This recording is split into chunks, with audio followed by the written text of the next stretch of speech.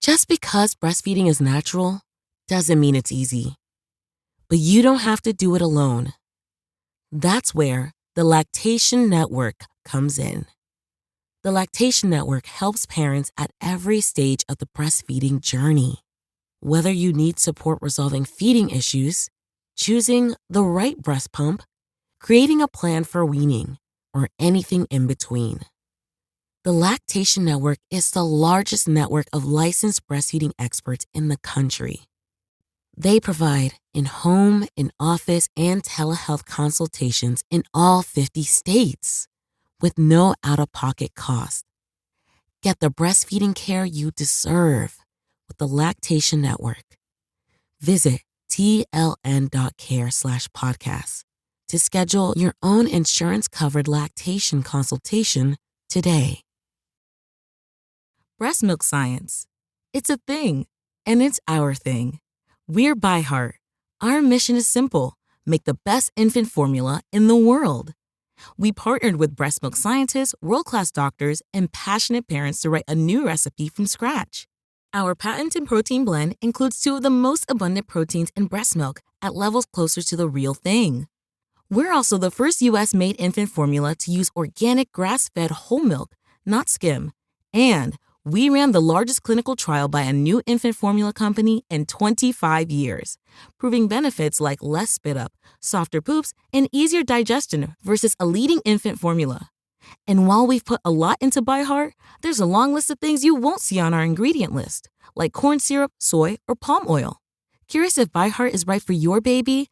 New customers can shop the starter pack and get 2 cans for the price of 1 at byheart.com/getstarted. That's 1 free can at byhert.com/getstarted. This is a limited time offer. Additional terms and conditions apply. Try it risk-free. That's the By Heart promise. Welcome to the Twisted Mirror. It appears I have been sucked into a time vortex and got a little too ambitious with the original story I had planned. It's a beast, and it will be a multi-parter. I'm doing a lot of traveling this month and can't record and edit the multiple hours of content and time without compromising quality. However, I do have something for you in the meantime. It's a sneak peek at what's behind the mirror in Twisted Mirror's Patreon. Patrons get bonus content in addition to episodes a week early and multi-part episodes all at once. So please enjoy this preview, and I'll be back next month with that big story. As usual, you can find links to socials, Patreon, and merch at twistedmirrorpodcast.com. I am also taking story submissions, which you can submit through the site as well. Finally, if you could please rate and review the show and or share it with other lovers of the macabre, I would greatly appreciate it. Hearing from listeners really fuels my writing. Otherwise, it feels like my stories go out into the abyss. Of course, I see analytics, but numbers don't quite feel as human as hearing from you. Now, truth can be far more terrifying than fiction. This particular case has haunted me ever since I first heard it. Let's go deep into the wilderness, where many a person has entered, never to be seen again. You are now staring into the Twisted Mirror.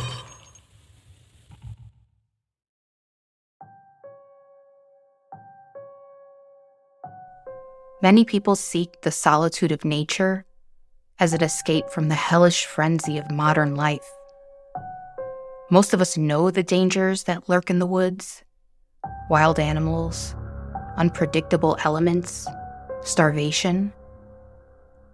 Being surrounded by the incomprehensible magnitude of snow-capped mountains, or letting the angry waves of the ocean crash against you, can make you feel so alive and yet so insignificant.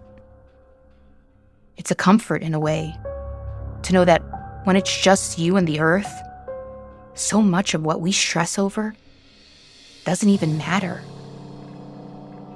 But out in the quiet forest, there can be a predator lurking.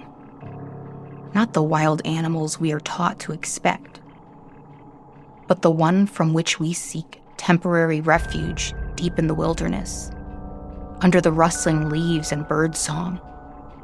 Our fellow man. This is the story of the disappearance of Stephanie Stewart.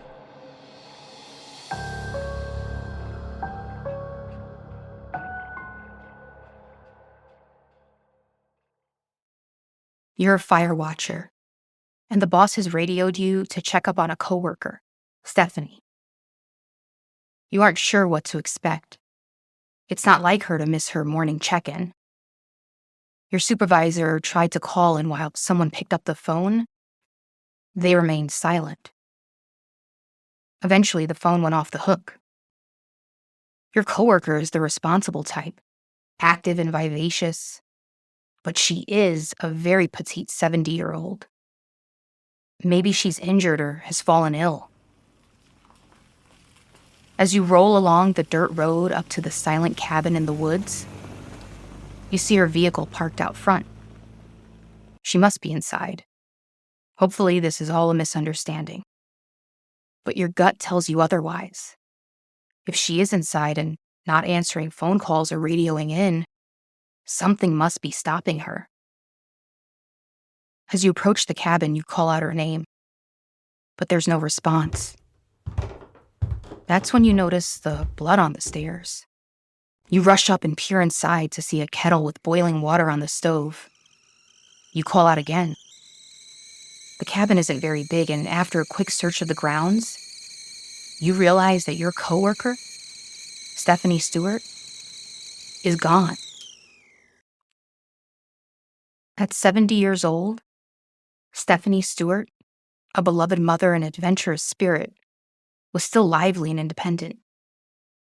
This included her 18-year gig as a fire watcher, 13 of which she was stationed at the Athabasca Tower Lookout on the outskirts of Jasper National Park in Alberta, Canada.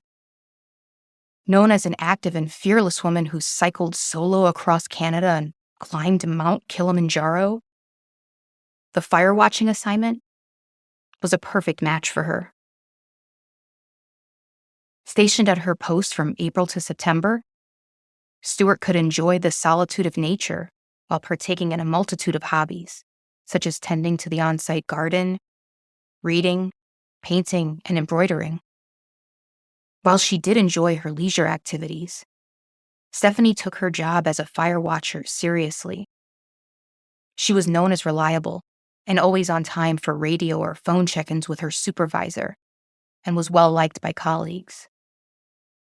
Though the name of the occupation speaks for itself, I'll go a little into what her job entailed, as she was on duty the day of her disappearance. The obvious part? Her job was to watch out for signs of potential forest fires, such as plumes of smoke, and to alert the relevant authorities. Fire watchers reside on location. The Athabasca Tower Lookout Station was just off a dirt road 15 miles outside of the town of Hinton, and about 170 miles from the more widely known city of Edmonton. Behind a simple wooden fence was a cabin, ample green space, and the watchtower. The location would be easy to access by anyone with a vehicle, as it was a drive-up cabin, versus some towers that were only accessible on foot.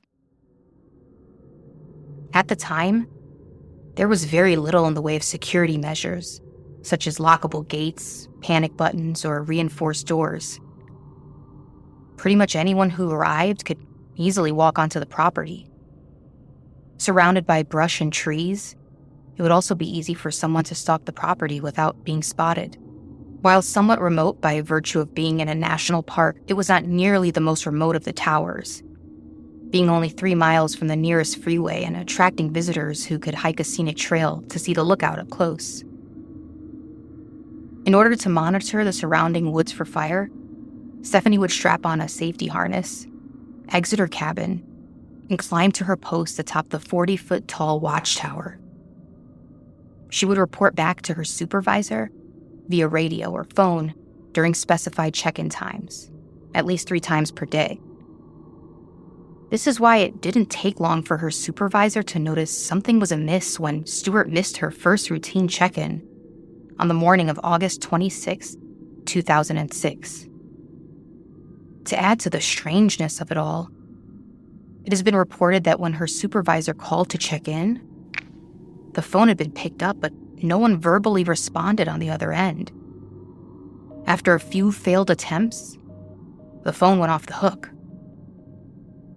One of her coworkers drove up that dirt road to the quiet cabin and was welcomed to an eerie scene.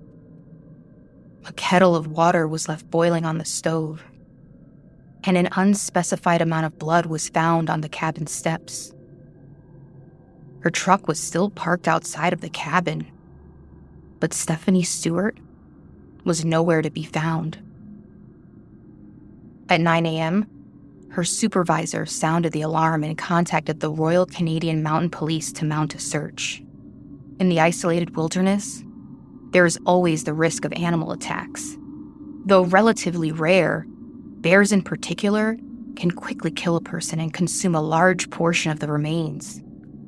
Cougars are known to drag their prey away from the scene to a more convenient location.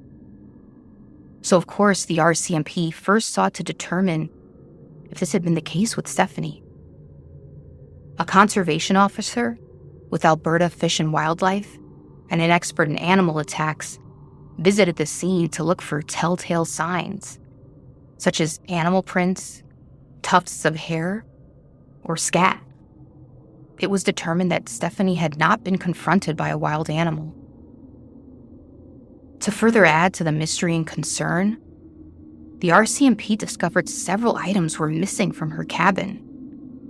2 pillows with blue covers, a burgundy bedsheet, a Navajo patterned duvet, and a gold watch. After ruling out the animal attack, RCMP investigators determined that Stephanie was likely the victim of foul play.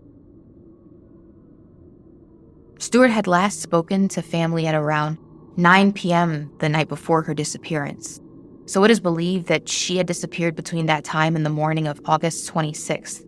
But the chilling clues left behind seemed to hint to the fact that the perpetrator was on the scene just before her coworker arrived for the wellness check, perhaps arriving just minutes after the perpetrator had left the scene. One haunting clue left behind was the boiling kettle. Boiling water serves as a primitive timer of sorts. Combined with the knowledge that the phone was picked up several times that morning, someone had to have been in that cabin not very long before Stewart's colleague came to check on her. That leads to a few ideas surrounding what may have happened to Stephanie Stewart. One, that she had a guest she was expecting who may have even arrived the night before, and then things went wrong. This theory is weak, seeing as she had spoken to her family that night and likely would have mentioned such plans. 2, that Stewart started that kettle in the morning to prepare a hot drink or breakfast and was confronted when she stepped outside of her cabin. 3, which can tie into the others, is that she had an uninvited overnight guest. This could have happened the night of the 25th, before anyone noticed something was wrong and while the area around the cabin would have been especially desolate. Could someone with nefarious intentions have showed up to her cabin, attacked and killed her, then used those blankets to move her body, perhaps into their own vehicle? They could have spent some time in her cozy cabin, starting a pot of water the next morning to help themselves to a morning tea or coffee, only to be spooked by the check-in phone calls. If you've heard of the Miyazawa family murders, in which an unknown intruder annihilated a family and then proceeded to hang out in their house, eat their food, and use their toilet, this is not dissimilar to how the perpetrator acted in that case. The missing watch could have pointed to theft being a motive, or a crime of opportunity during an attack. On the other hand, if it was on her person, it may have just been a coincidence that it was removed with her. While fit, Stewart was a slight woman at 5 feet 2 inches and 105 pounds. It wouldn't have taken much for a male perpetrator to overpower and subdue her. The Canadian wilderness is vast, and the Jasper National Park, where the watchtower is located, is a whopping 11,000 square kilometers, or 6,835 square miles. We have all heard the horror stories of unhinged mountain men looking for loot who put little value on human life. A warm, isolated cabin with food and a small woman who wouldn't put up too much of a fight would have been tempting for the likes of someone with bad intentions. Or it could have been someone Stephanie recognized or trusted. Someone who didn't raise any alarms when they approached her cabin. Someone she could have seen in passing from a nearby town who had been watching and waiting for the perfect opportunity to pounce. Someone who looked like an innocent hiker pretending to need assistance. After all, a popular manned watchtower would be the place most people would approach if they needed help. No doubt she had seen hikers coming up to admire the watchtower before. In an online article from Maclean's magazine, profiling the life of a wildfire lookout, one watcher described how drunk hikers have tried to climb the ladder to their tower, an intimidating and potentially dangerous situation to deal with. Ultimately, anyone could have walked up to Stewart's cabin or even climbed the tower if they were so brave. There simply wasn't much in the way of security measures, considering that these watchers were left alone in such desolate locations. There's only one other theory I can gather from the clues made available that would not involve foul play. While active and healthy, Stephanie was still a senior citizen, and sometimes health can take a sudden turn. I've seen this myself with a very active 70-something-year-old neighbor who died very suddenly. What if on the morning of August 26th, Stewart started her kettle on the stove and went about her morning routine? Perhaps she stepped outside, slipped, and hit her head on the steps, or was experiencing signs of a stroke.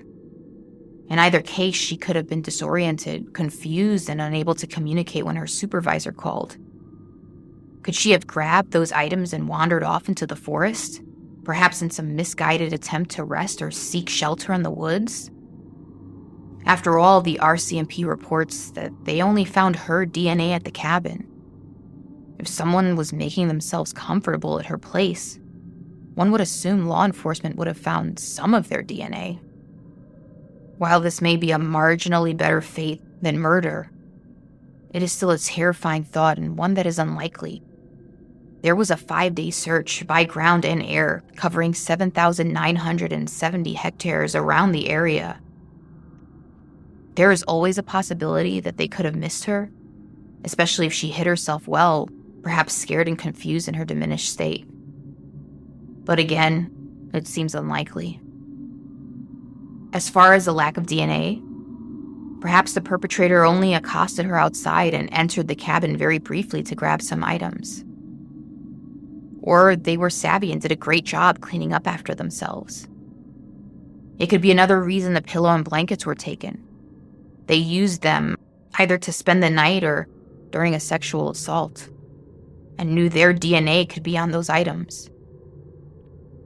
Ultimately, the RCMP, which has access to far more evidence than me, says it's a homicide. There is very little to go on as far as leads. However, one name is often tied as a potential suspect: Travis Vader. Vader is serving a life sentence for the murders of Lyle and Marie McCann, who were last seen traveling in a motorhome close to Edmonton, Alberta, before it was found burning on July 5th, 2010 in Edson. The McCann's bodies were missing from the scene. Eventually, police charged Travis Vader with their murder. Vader was already on their radar for crimes unrelated to the McCanns.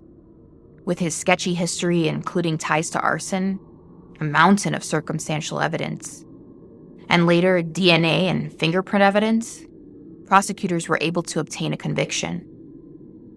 People have tried to link Vader to Stewart's disappearance. For one, it is reported he was in the area at the time. He also has demonstrated that he is willing to target senior citizens. And Vader has a history of arson and theft. Some speculate the kettle left on the stove was an attempt at an incendiary device. That once the water boiled and the kettle overheated, it would burst into flames and take the cabin down with it. And with Stewart's watch being gone, this could point to the theft motive. While not something most would consider remotely worth killing over, if this was a crime of opportunity, Vader may have found that there wasn't much in the cabin of value and took the one thing he deems valuable. Finally, Vader has shown his ability to make bodies disappear, as the McCanns have never been found despite an in-depth investigation. The McCanns' murders took place about 4 years after Stewart's disappearance. It is possible that Vader hadn't yet perfected his arson tactics, but with so many other ways to start a fire, a boiling kettle is an odd choice with no guarantees that it would actually burn the cabin down. Maybe he was forced to flee by the check-in calls before he could finish the arson job. Or this was the only way he could think of delaying the fire in order to buy time to get far from the scene before foul play would be noticed. It's likely whoever took Stewart did not expect those check-in calls and were interrupted before they could finish whatever they were planning.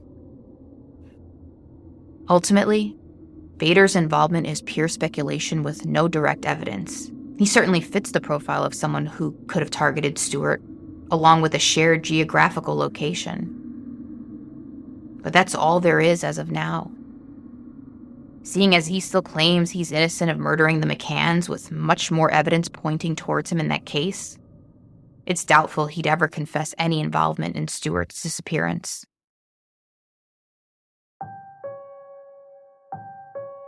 All we have are the haunting final traces of Stephanie Stewart. A boiling kettle, a missing blanket and pillows, and some blood on the stairs. Since the disappearance, measures have been taken to increase security for fire watchers, all which came too late for Stewart. So many years later, and the whereabouts of Stephanie Stewart or what transpired in those final hours before her disappearance remains a mystery. Her final resting place may very well be somewhere in the vast woods that she so loved and watched over.